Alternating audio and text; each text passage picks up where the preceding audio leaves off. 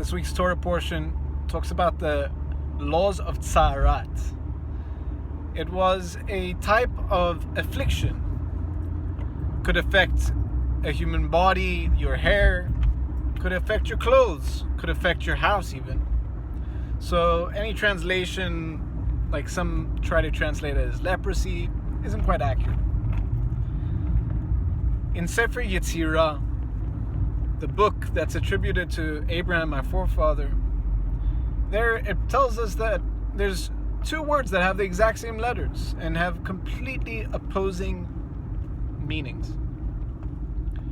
There's the word nega, which is nun, gimel, and then ayin, which means an affliction, like tzarat. And then there's the word oneg. Oneg means delight or pleasure. It comes from the highest of places.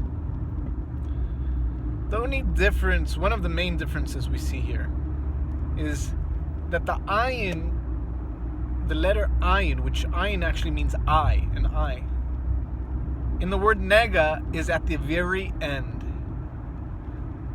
Whereas for the word oneg, which means is delight, the letter ayin in the word appears at the very beginning. And it teaches us a profound lesson.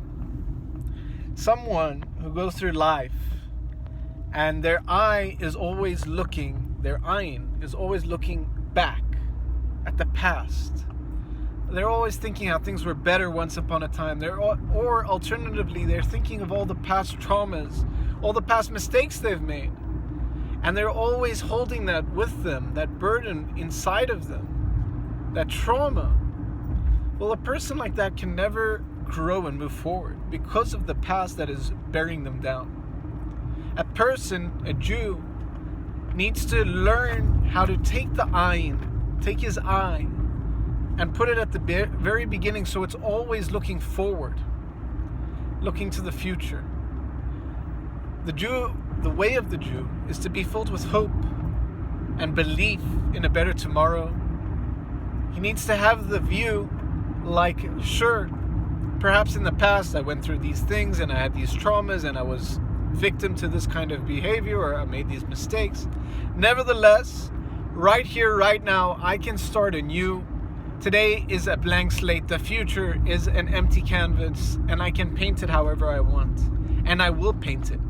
I will look to the future and I will make the future great. This is the difference between someone who is afflicted and someone who experiences true pleasure, true delight.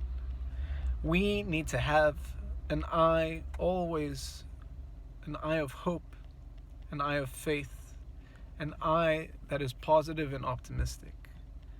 This ultimately will differentiate us from those that are weighed down, and it will serve to release us and free us for a better future.